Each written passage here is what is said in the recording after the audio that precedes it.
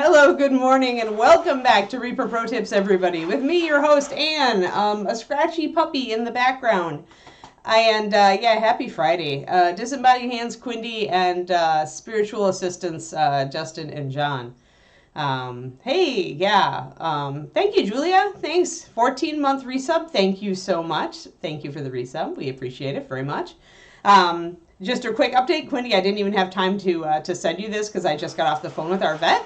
But Kiki has, we think, a urinary tract infection.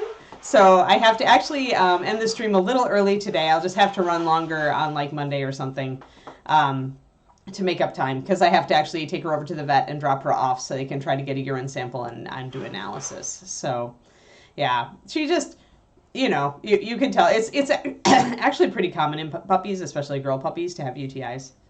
So I have to essentially load her up and get her over there by 11:30, which means I have to make sure that I end probably right at 11 or even a little earlier just to have time to load the crate into the car and everything. So yeah. So there you go. There's an update. Sorry, it'll be a short stream today. I'm Reaper counting today instead of my polo shirt. I decided it's Friday. It's casual Friday. That means I can just wear a Reaper t-shirt, right? But yeah, she doesn't care. She just wants to pee all the time. Although you never know, right? Dogs can't tell you if they're actually in pain when they have a UTI like we are. So who knows, right? But she seems okay. But she's in her crate right now. I removed her barricade, so she has a much larger crate to frolic in right now. So she's in the full 48-inch, which she seems to like. And I've left her with her Critical Role babysitter. Hopefully she will settle down pretty quick. And yeah, that's all the news from this end this morning. I hope you all are enjoying your Friday. I hope that you're looking forward to the weekend. I am looking forward to the weekend. We've had to get up early the last several days because David has had to be at work early. So in order to get the puppy stuff done before, and me get ready to take over. 1 million Sophie doubloons. Anyway, off I go. And we're finishing up skin tones today because we did not do the skin tones on the back here. So let us actually get in focus right away. Appropriately. There we go. Oh, birthday present. Awesome.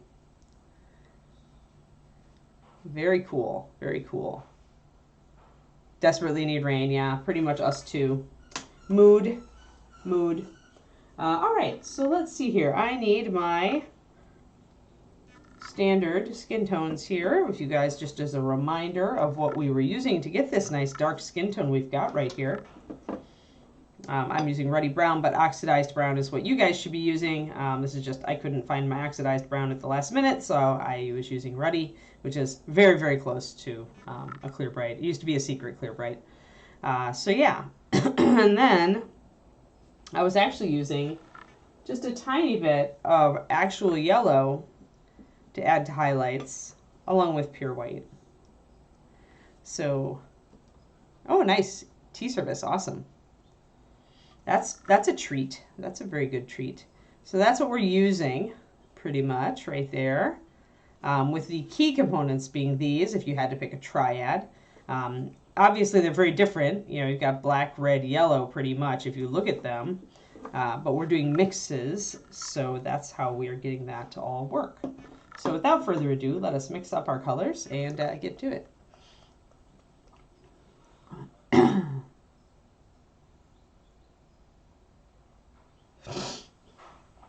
Good luck, Inara. The best you can do is like soak them in like hot water and simple green and see if it helps loosen the paint.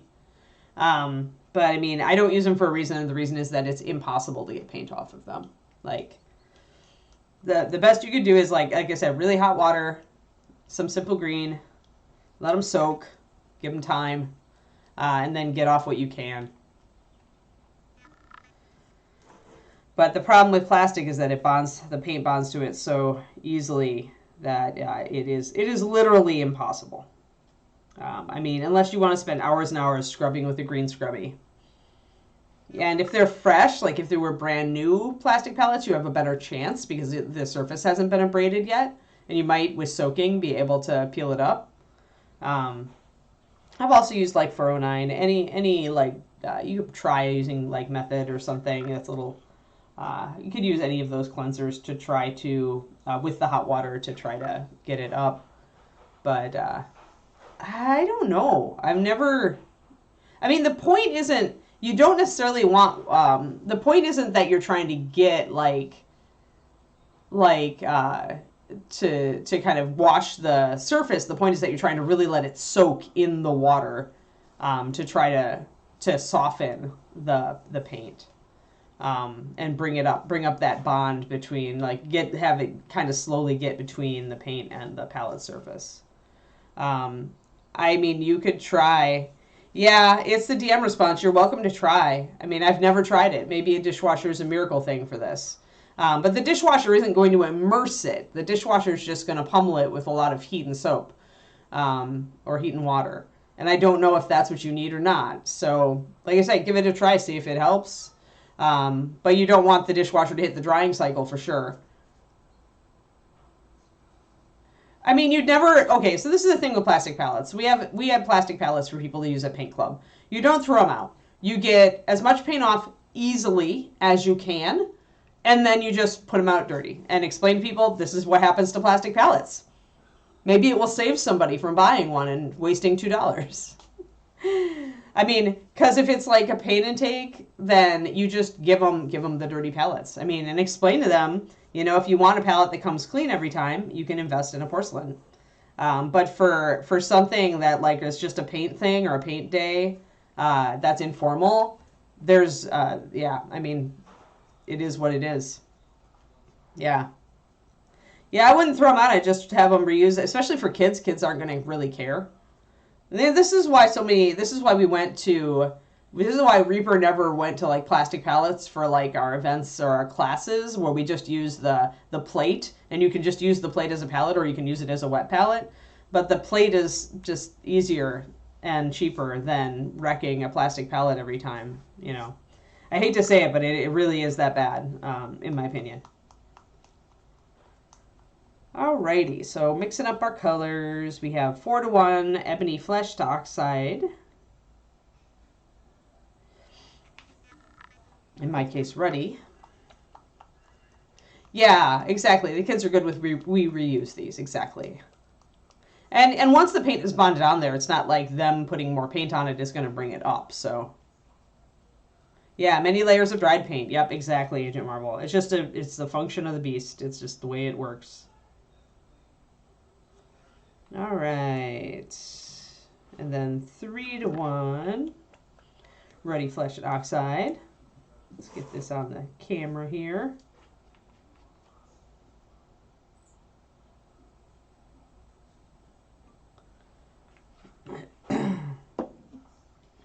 And 1. Come on. There, 1. Excellent. And then we're going to do a little bit of thinning.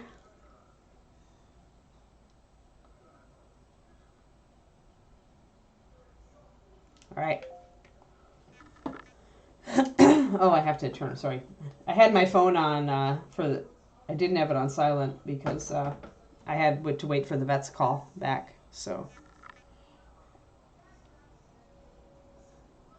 Yeah, ceramic is just much better. Yeah, and it's not, I mean, for the money you spend on a decent ceramic palette, it's not that much more. I mean, you're going to make your money back after that you would have thrown out the 5th or 6th plastic palette. So we have that, and then a brush full of that comes back to here.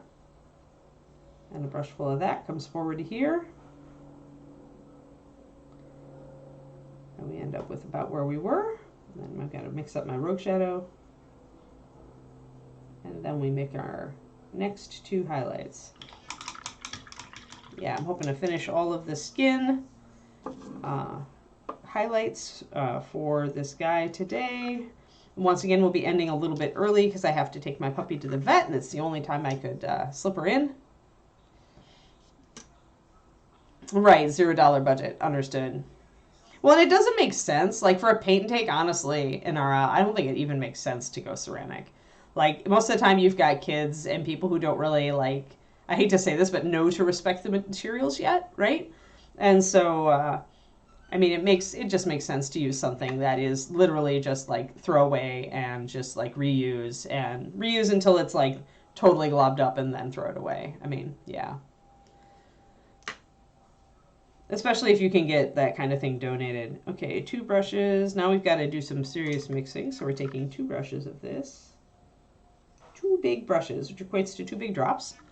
We're adding just a tiny, like a half a drop of Candlelight. When I say a half a drop, I literally either take it on my brush or I squeeze out a little bit. Squeeze out a little bit and either grab it on my brush like so, or I will press it up against the side of the palette. So just want a little bit of yellow here. We don't want a lot. You just want enough to kind of warm it up. Slide it more in that direction, and then 1 drop of pure white.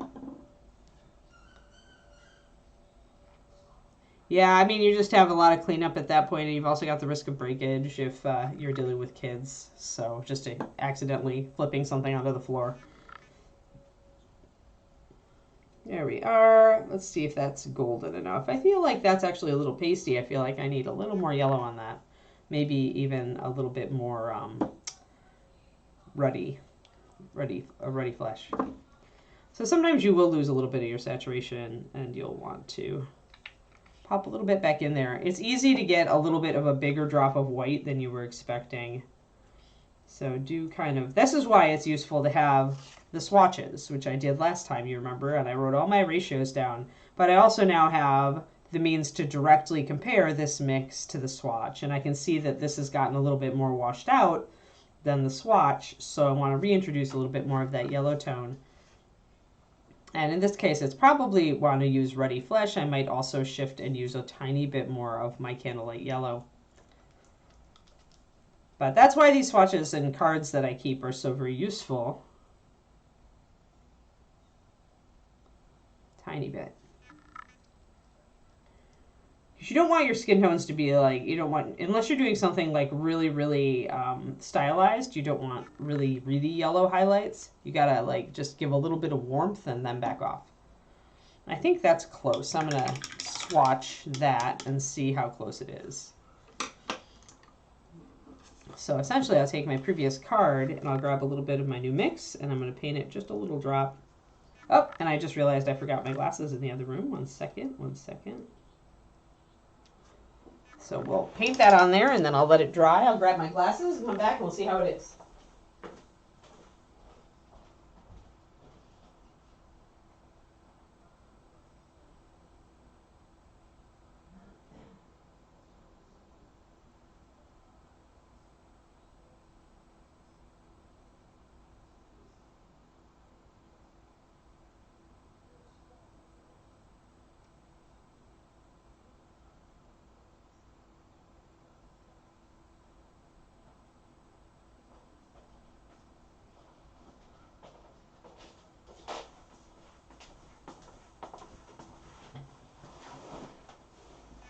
Alrighty. I also grabbed my cool Anubis model that I'm hoping to paint on stream tomorrow to show you guys in a little bit. But let's get to this. All right, so looking at how it's dried, it's very close, if not identical. So I think I'm good. It's a little bit more washed out than this, but I think we're okay. If I change my mind, I can always add a tiny bit more Ruddy Flesh.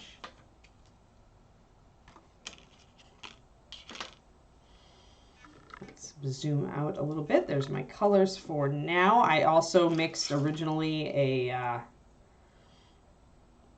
this also, adding more white and yellow to it. But I won't use that right now. So I'm going to just go with what I've got to get the back figured out, and then I can add some final highlights. This is my Anubis that I'm going to work on tomorrow. He's pretty cool. He's got this big feathery vulture cape. And he's got a cool scythe, really cool scythe. And he's got this cool bone collar that goes around his neck. It's pretty awesome. So yeah, so that's the guy. Hopefully, I want to get up my courage and just start doing a wobble on my stream tomorrow.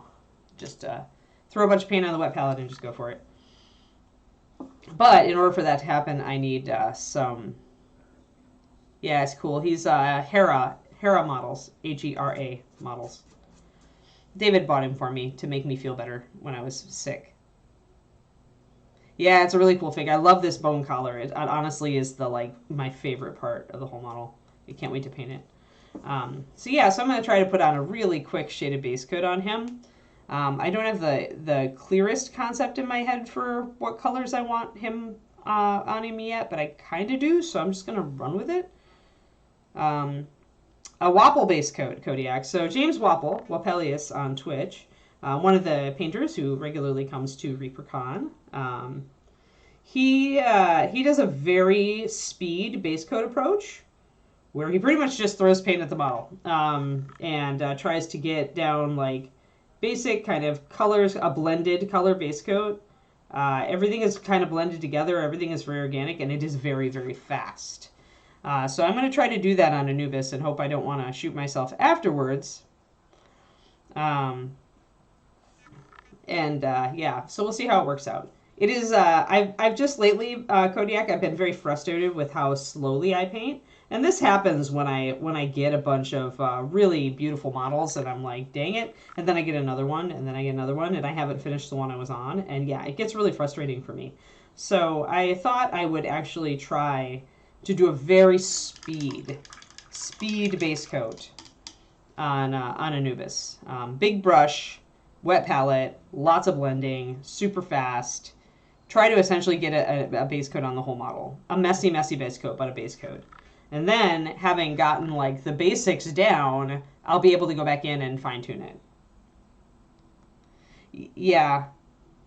The Wapple does do all oils, but when he first taught at ReaperCon, he taught the shaded base coat, the really fast technique that I'm going to be trying to use.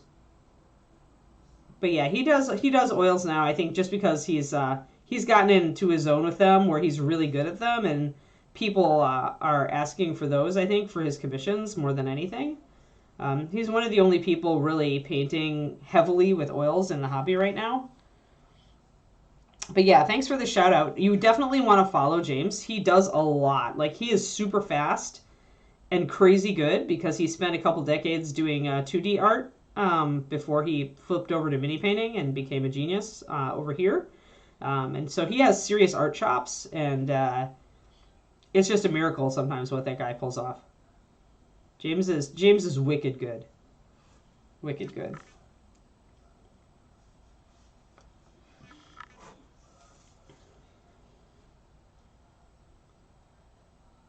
And he's a very different paint style and a very different painting philosophy.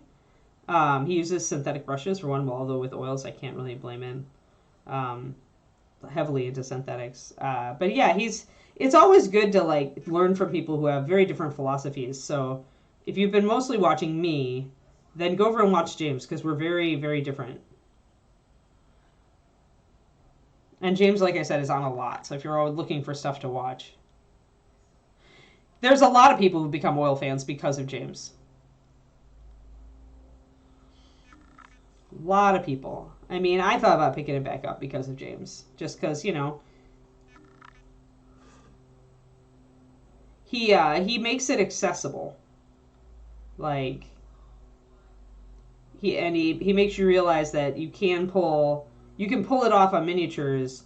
And there are definitely some limitations, and there are definitely some things that don't work as well and do work as well. You know, there's things that acrylics are better at, there's things that oils are better at, but he's just he's so good at the medium that he can pull off more with it. I mean, stuff that we acrylic painters would have to practice a lot.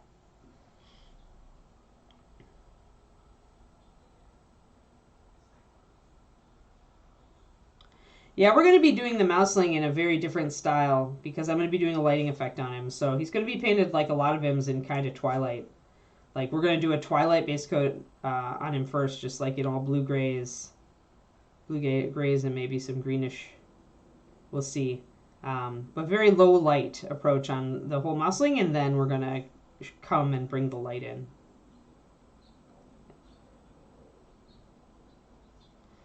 So I'm just going to get my first layer of warmer brown on the back here.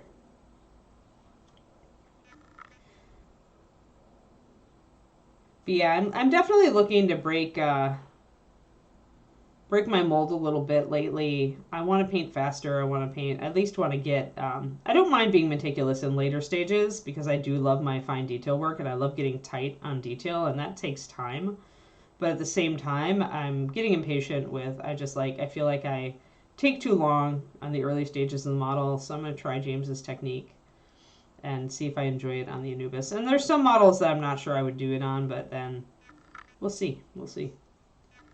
It's always good to push yourself. Like, I've been painting for decades, but I still make myself try new stuff because otherwise you just kind of stagnate where you are.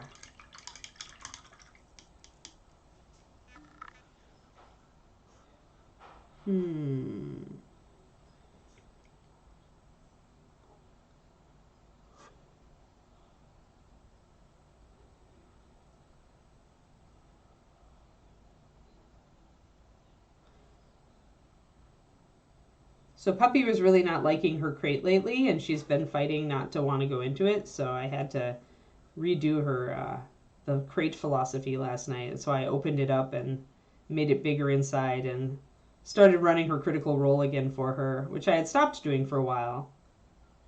But it does make her happier, so sometimes you just got to figure out what makes your puppy happier. So that first layer of highlighting, you can see bringing out the muscles. Yeah, it's just brush control, right, Zechariah? So just like, it's just a lot of practice to get that tight detail and the paint consistency. But it's the part of painting I really like, though. But I just wish the other stages would go faster.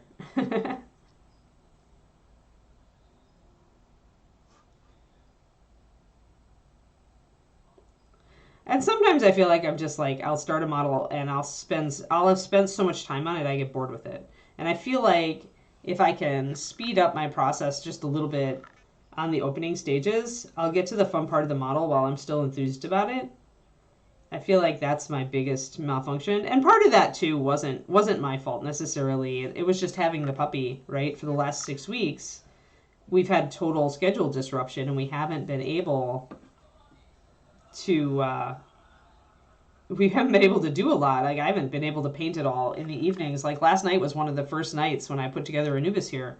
Last night was one of the first nights the puppy was actually quiet enough in her pen in the hobby room for me to actually get some work done. So I just have had, like, the model that I started, my Priestess, before Puppy came home, now has been, like, weeks, and I'm so sick of it, and I haven't even been able to work on it. That's cool, lady. Yeah, helmets are painful, Agent Marvel. Helmets are very difficult with NMM. I even have to stop and think really hard about helmets a lot.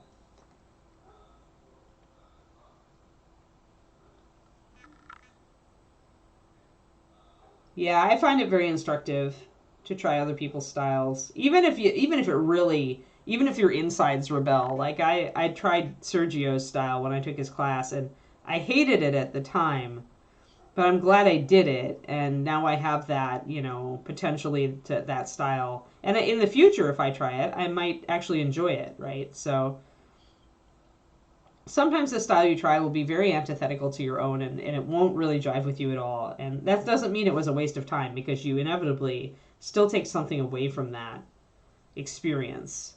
Like, for me, Sergio's class was very useful in figuring out more about dramatic lighting and doing that. That was what really made that kind of like work for me in his class. So although I didn't get as much out of some of the things, and some of the things were very antithetical to the way I paint, the getting my head around the lighting aspects and the way he does NMM, that was really worth it. So you always take something away that's useful. And it's great because so many of these people do streaming now, right? So, so many great painters do streamings or Patreons, so you can actually watch them paint and see what their style and their process is, and give it a whirl. Or maybe you don't like the process overall, but you're like, oh, but I could take this away from it, So just be open-minded and And understand that when you tackle somebody else's style, you may not get from it the thing you think you're going to get from it. Maybe you don't get the thing that you were most looking for, but you discover something completely different that is valuable to you. So that's why it's important to go in with an open mind and to take lots of notes if you're a note taker like I am. For Sergio, I took a lot of notes during the class, and that was a brilliant decision on my part because I actually went back and absorb more from those notes afterwards. They were really a useful resource. It's why we give you guys those Reaper University notepads when you go to ReaperCon and your swag stuff.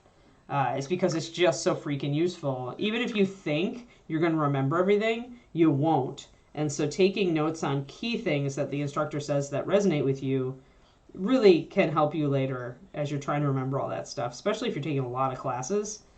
This is true at any con or workshop. Yeah, exactly.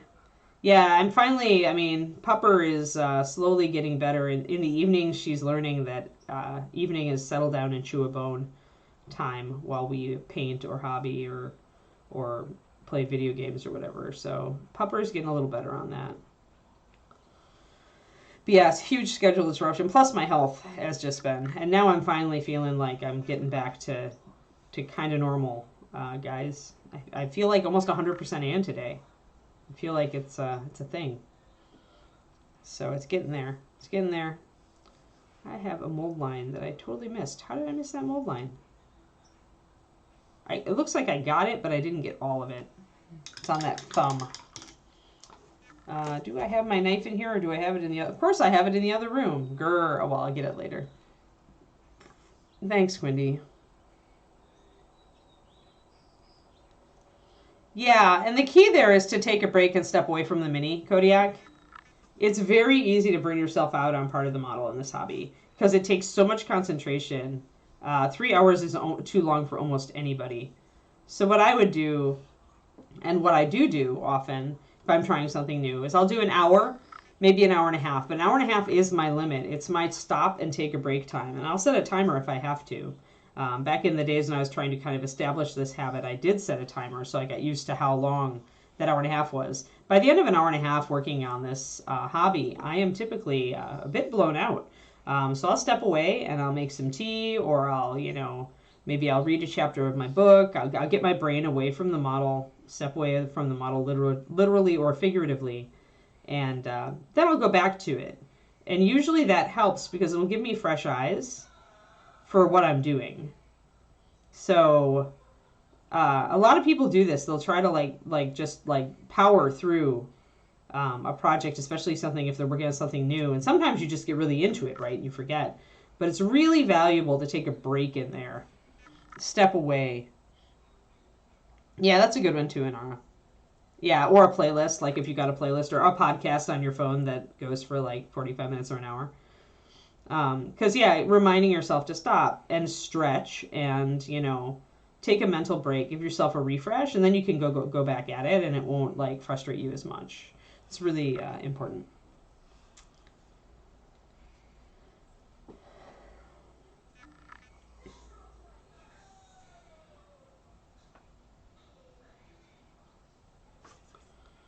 But, yeah.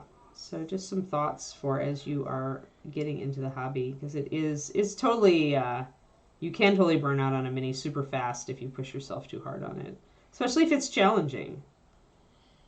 And, your brain is like anybody else's brain. Your brain is like doing its best in the moment, but it's in the rest periods where you give your brain a break that your brain processes what you just did. So if you don't give yourself that rest period, it's very easy to just push yourself without the benefit of that and just kind of get sick of it.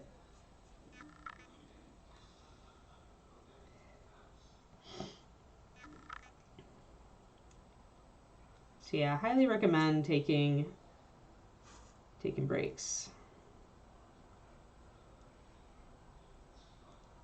And often, what I find I will even do is if I'm working on something really challenging, like intricate freehand, like I'm doing right now for my Limbo Priestess, I will do maybe half an hour, 45 minutes of working on that freehand, like just a little tiny chunk of time. and then I'll stop and I'll work on something easier. So I'll while I'm fresh earlier in the evening, I'll work on the hard stuff, and I'll only do it for a short period of time because I don't want to be totally tired. And then after that, I'll work to maybe I'll just do a base coat, or maybe I'll just work a little bit on layering something. You know, something that's a little easier for me and less intense. So we got that skin coming up. Looks a little brighter on the front. I was bringing up my highlights a little bit more on the front. So I'm going to mix up that next highlight now. And I need to keep an eye on my time. Okay. Speaking of keeping an eye on the time. Oh, board to flight. Oh, good. Yeah, get back to your normal schedule, always. I hope you get time to hobby this weekend. Have a good one. Thanks for tuning in.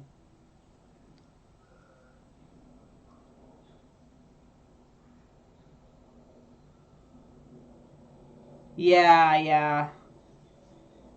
Last Igor. Well, it's almost Halloween. You can invoke a random Igor in the chat, Crows. We'll all get it. So let's see here. I need a lighter, thinner color. Yellower.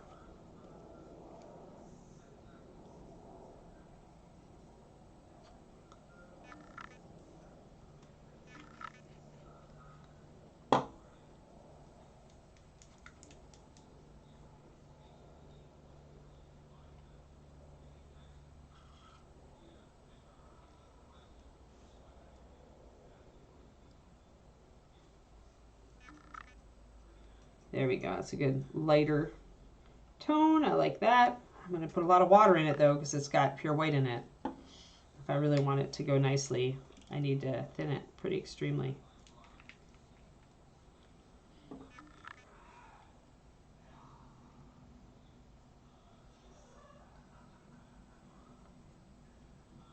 There we go. That still might not even be enough to thin it. I might need more, but I'm going to also drop a drop of water into my previous color because it's still not quite thin enough as well. There we are. And I do want to bring in my shadow, so I want to bring in my rogue shadow as well. Oh, yeah. Yeah, that's where setting a timer to remind yourself is good.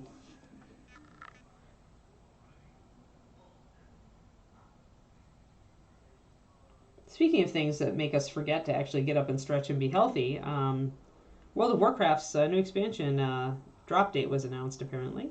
28th of November. I told David it was going to be in November. He's like, I don't know, blah, blah, blah. And I'm like, no, they always throw it in November because they want to hit the holiday weekends. They want everybody to have time off over the holidays to play the game. So David is going to be playing Dragonflight, and I will probably play a little Dragonflight because I want to get my character to the next level cap and see the story. Which will make David happy. He loves it when I play video games with him, so.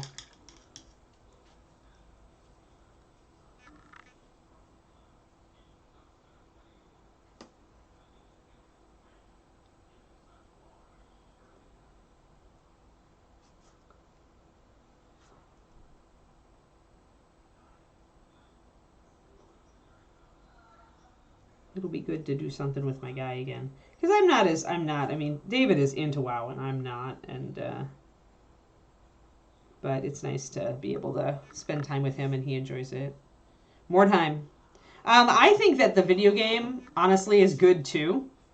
Really good. The video game feels like the tabletop game. They did a really good job with it. But I grew up, in college, I played the tabletop game, Kodiak. But they're like I said, they're really close. Like, if you play the video game, you'll feel like you'll get the ambience and you'll kind of understand the feel of the game, and it feels a lot like actually playing the game, leveling up your characters, or having them horribly get mutilated and have to kill them off. But I recommend both. I actually thought that they did a good job with the computer game. I always played it on PC, but I think there's a console version too.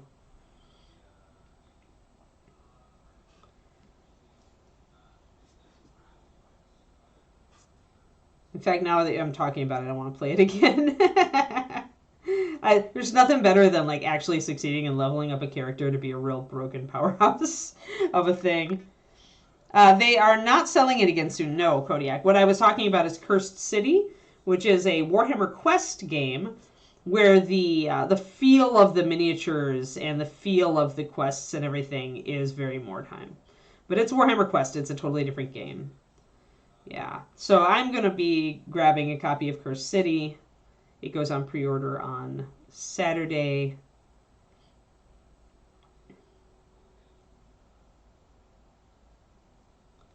And I'll probably grab the expansion as well, since they're putting out an expansion with it. So apparently at least it was popular enough that it gets a re-release, which is nice, because I really wanted it.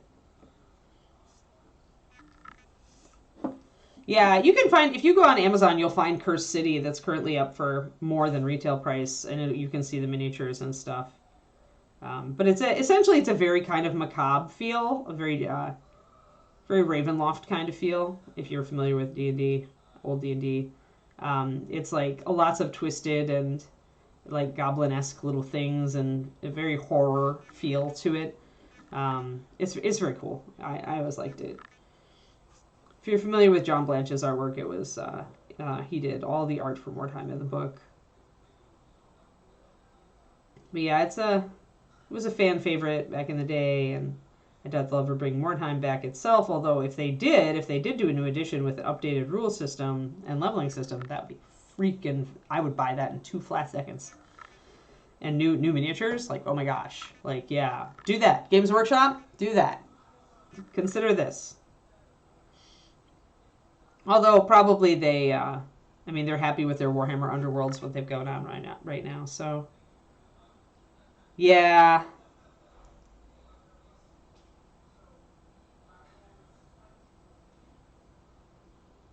Oh wow, Disney, yeah.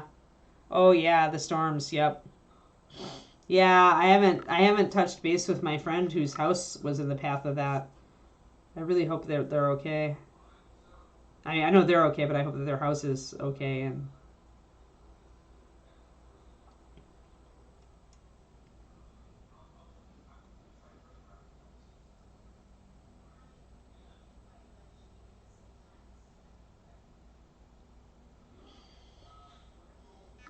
all right, so there's our nice musculature coming out.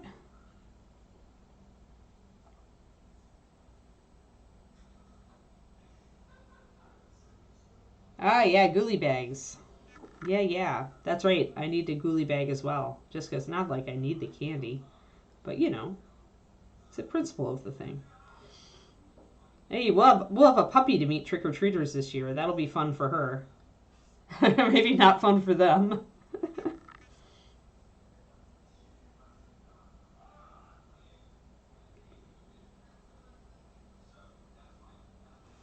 All right, so you got that nice musculature really coming out now. Yeah, they didn't evacuate Inara. I hope they're okay. I was really relieved when Shaney and Mike decided to evacuate.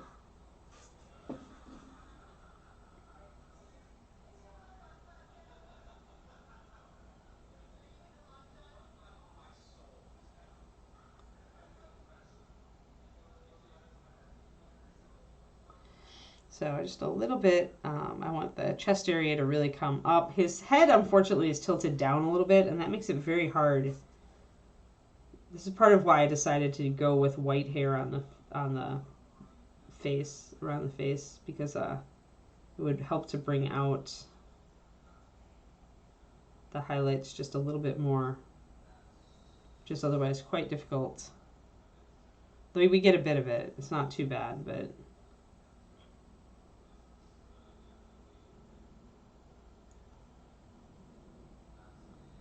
And I need to get this hand up here. Forgot to hit the highlights up here.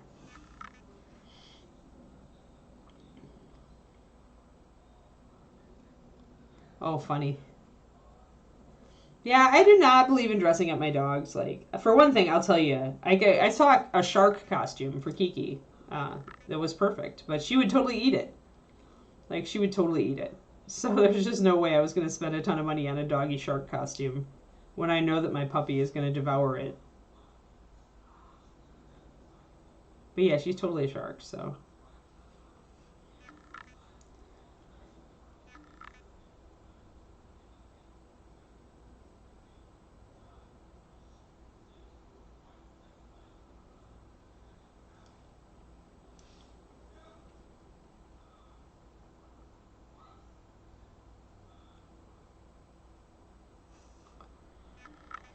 Yeah, tomorrow Kiki has a, see, I don't know, the puppy preschool, if I want to go, if she's got a UTI, but she should be, hopefully if they can get her some antibiotics, we can still go to puppy preschool.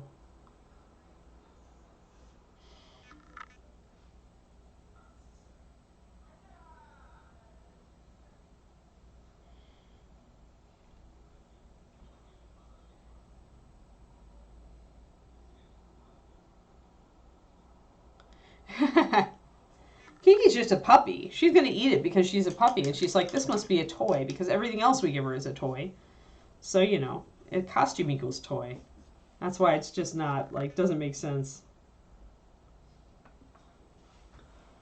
Yeah. I think I'm going to call this in like 20 minutes, guys, because they're like, the earlier you can get her here, the better.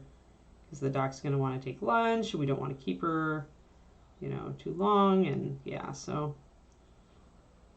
I will call it at about 10:45 and rush my puppy over to the vet. There we go. So then the muscles are really standing out.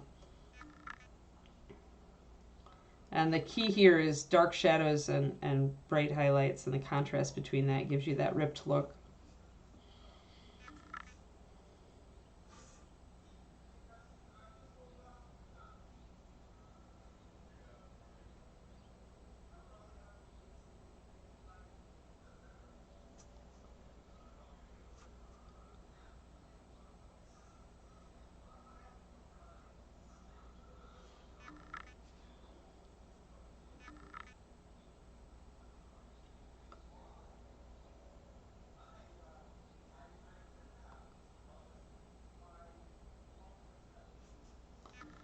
There we go. That looks pretty good. Kind of look at it out here. Is the skin tone reading consistently? Have a little bit darker under the arm there. I think I need a little bit more here and there. Nara, that sounds funny.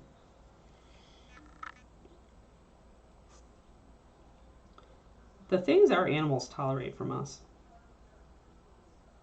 I've never been one to dress up my animals, but it's cute if they can handle it. But man,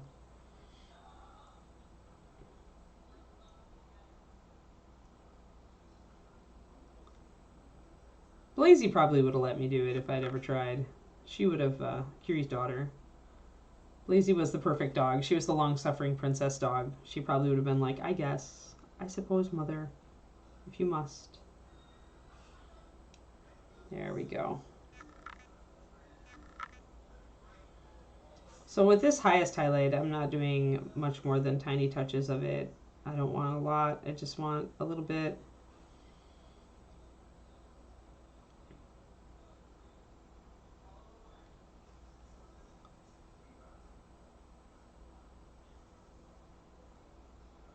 And remember the shape of your highlight. So I'm not just doing a line highlight. I'm doing a little bit of a rounded highlight on the round muscle.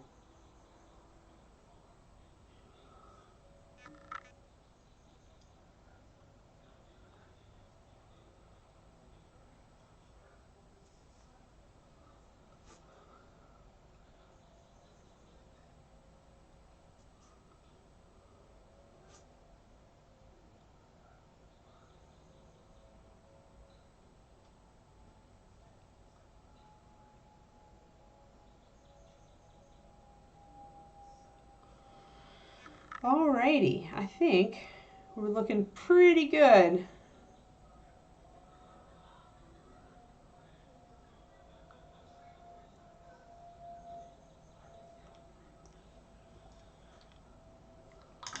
So let's see here. I want some gray for this white beard.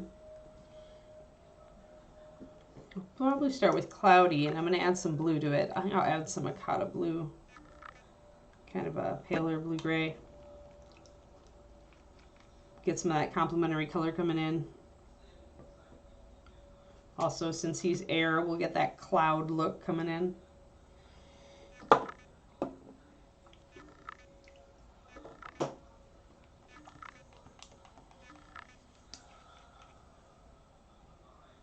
And you don't want to add enough blue again to, you don't want to add enough blue to make the gray look blue. You just want to give it a hint of a color. I did not need this much paint, but I mixed it up anyway.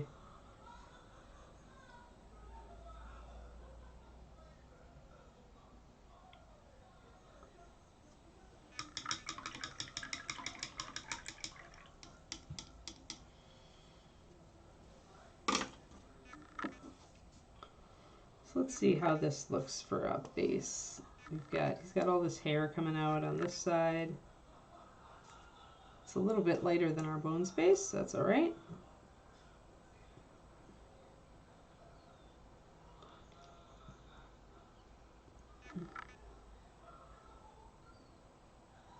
A little bit thin.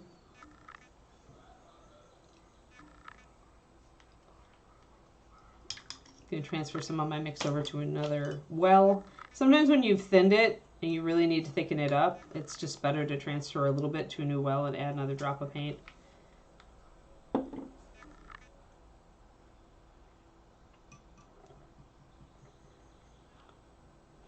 I think I want a bigger brush.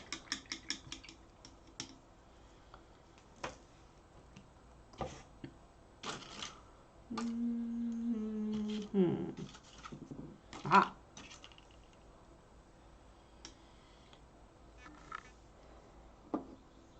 Yeah, we have a neighbor, actually a house about a block down the street from us, who obviously loves Halloween because they have giant spiders that they put up on their roof.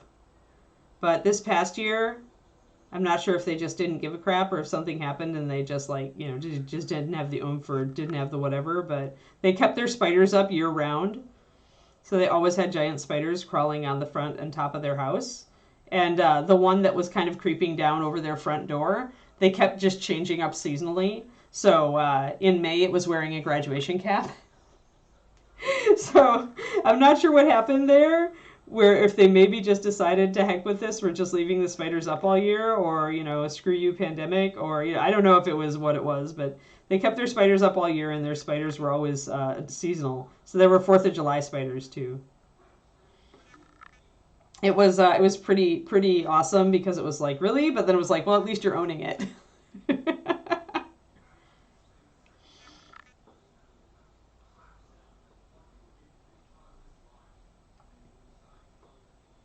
It's like, it's one thing to just like not take your decorations down, but at least if you make the effort, you're owning your lack of oomph. I really liked the graduation cap spiders. I thought they were pretty styling. The 4th of July ones just had little flags clutched in their mandibles.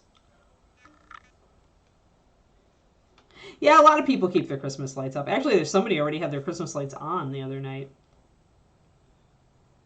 But out here, a lot of people have like yards or gardens where they hang out in the evening when the weather is really nice, and so they just have the colored lights on because it's festive in general, more than that it's, allied to a particular holiday.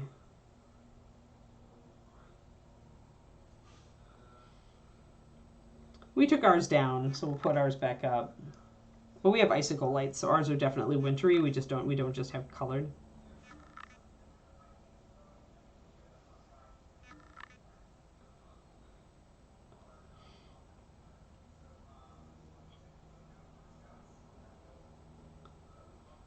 Yes, the spiders are now in their actual element again now that it's close to Halloween, so now they can just be spiders.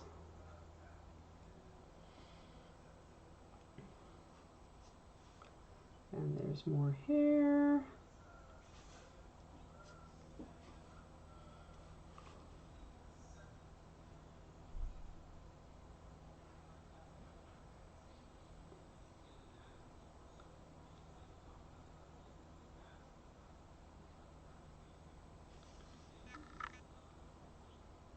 like that. That's actually going to look good, I think. You would have the lights on every night. That's fair. I mean, I used to always have Christmas lights that I had just because I like the light. I like the colored light at night. So I would just have them on like in my bedroom. That would be my bedroom light.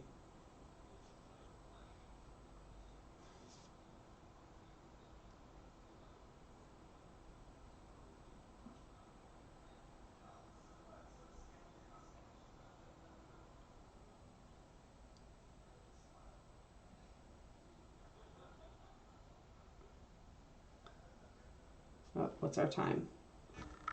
Yep. Okay. We're still progressing. Yeah, exactly. Who doesn't like pretty colored lights? It's hard to get in behind the sword, so you can bend it or just stick your brush under it. And since it isn't painted yet, it doesn't really matter.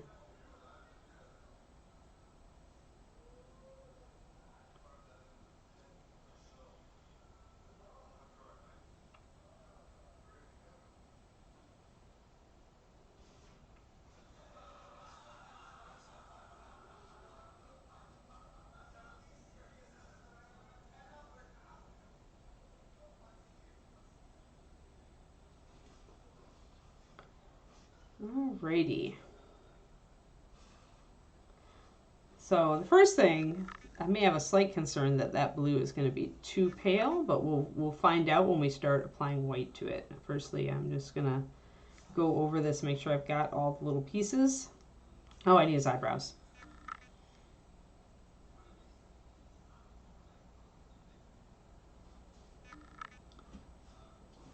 But I want to make sure I get all the mustache.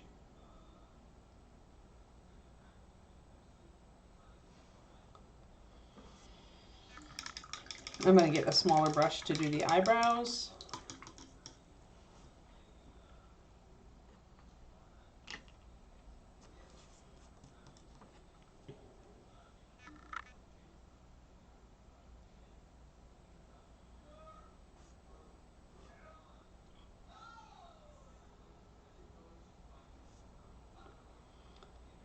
Got big bushy eyebrows.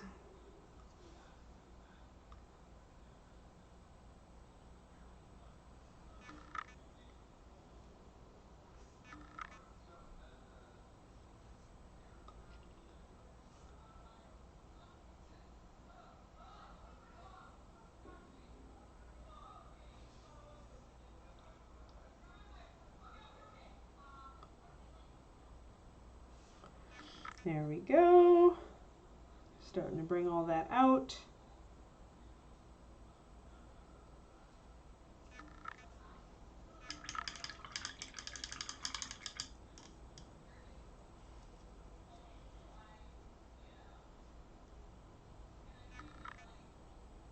Okay, so let's get some of that white paint out. I have some time to at least block in highlights. Once again, for those who came in late, I'm going to be stopping early today. I need to take Kiki to the vet. We think she has a urinary tract infection, so they don't have any openings today, so they're just trying to kind of slide her in between patients.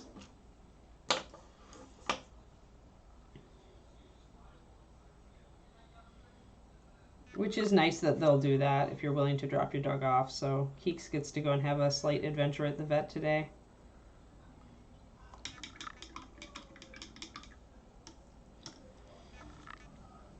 Because otherwise they didn't have an opening till Tuesday, but when your pet has a UTI, they're going to be having accidents all over the place. It's really not ideal. Plus you don't want the infection to get really bad if that's what it is. So I'm willing to bet that's what it is, because now I'm just going to block in really big and hard. I'm just going to block in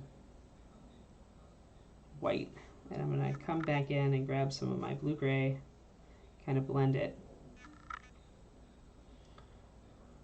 But I want the white where it makes sense to be the brightest. This is on the upper parts that are sticking out here.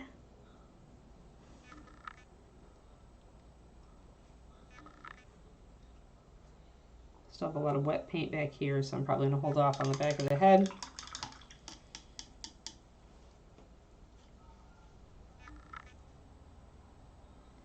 So yeah, I'm just relieved that they can fit her in a little bit, and I can just go and pick her up when they've managed to get a urine sample. Hopefully she'll be a good girl and she'll piddle for them.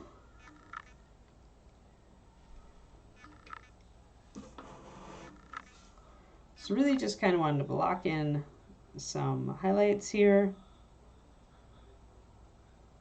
Yeah, they're really, I mean, like I said, so they're so common with female puppies in our breed.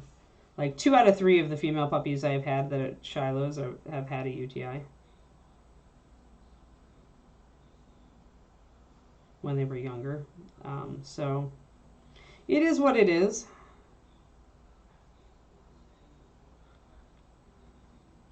I just kind of am very blasé about it because it's like something I've experienced before. And the important thing is to realize it, so you're not punishing your dog. You know, you're not getting mad at your dog for having accidents. You got to realize that something might be wrong, which is hard if you've never experienced it before. So I'm glad I have. David's good though. He noticed right away, like he told me right away, because it was a deviation from standard behavior. He's really good at spotting when something's off.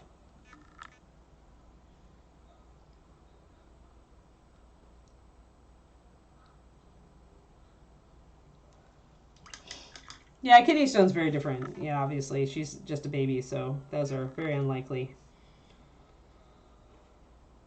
But yeah, when animals don't drink enough. Kiki loves water. She's just such a flibberty gibbet. She just runs around and gets distracted, and I think she doesn't drink enough because she gets distracted.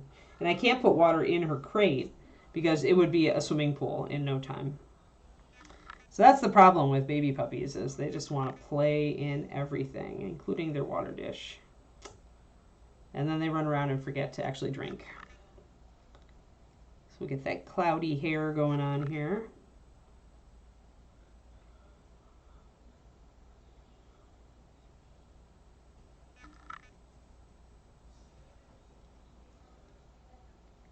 Yeah, I mean, it clears up super fast with meds. That's just getting her in, like fitting her in, because it's so hard to get an appointment these days that's at all timely. Yeah, I don't know. I've never done that, Crowley. I've never, like, it's just something I've just, like, I'm like, really? I mean, yeah, I don't know. She'd find a way to play with it. She's never used one, so I have no idea. I'm more likely to just, like, make an effort to make sure she drinks more when she's out of the crate, to offer her water constantly, and just deal with it that way. Eventually she'll get a bucket in her crate, but just not until she's a little older. It is a good idea. It's just, yeah, it's just something I have never done. With my luck, I'd buy the guinea pig bottle and she wouldn't use it. That tends to happen to me.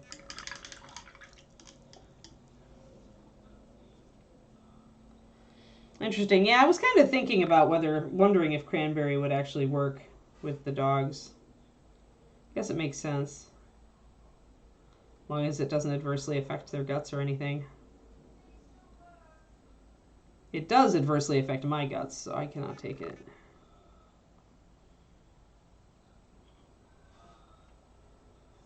Brought in some more shadows, brought in some more highlights. So this hair is really rough. So I don't know that we'll actually get like strands in it, so much as just getting it blocked in.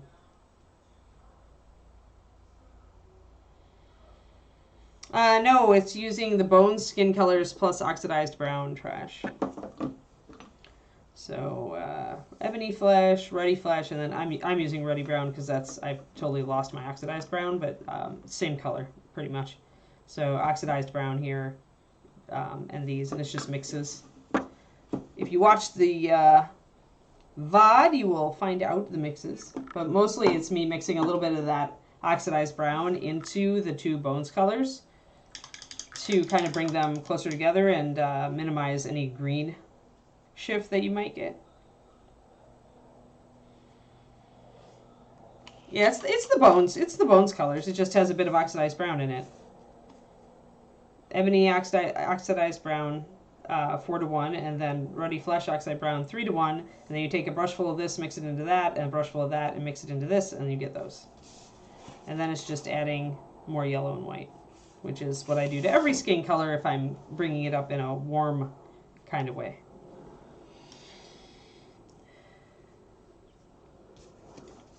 Yeah, I'll probably mess more with the hair color. I wanted to get it blocked in.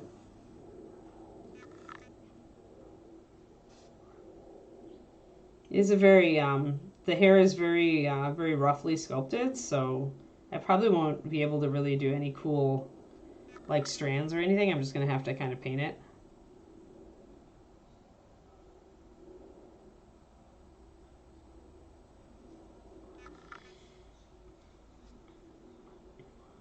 But yeah, I prefer, when I did the dark skin triad from Core Bones, I was pretty much just copying what other people had done, what other paint lines had done, more than actually, I hadn't learned yet how to kind of take samples and kind of like try to, you know, take a real life skin color and match it. Later on in development, I definitely was there when I started doing the Asian skin colors, the golden skin triad. I absolutely, and the rosy skin, I absolutely was, that was my first kind of buckle down and look at real world examples and try to formulate something that would work the same. And so by the time I got to the Bones paint line, I was very into that and I had very experienced with it. And so I was able to make ebony flesh and ruddy flesh really look like dark skin colors that were real. And so those are the skin colors that I use, because I think they're the most realistic dark skin colors that we have.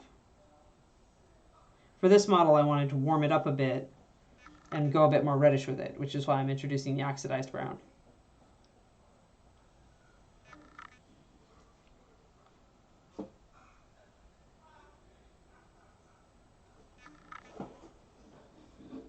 Yeah, very rough hair, very rough hair. Yep, he is made of air, so. Oh, it's almost time. Yeah, it is time. All right, guys, actually, that's a pretty good stopping point, so I'm going to stop and get my puppy over to the vet. Thank you all for coming along on the ride today. I will be streaming tomorrow on my personal stream at twitch.tv/paintingbig, where hopefully, if I can get the putty work done on this guy, I'll be working a bit on him.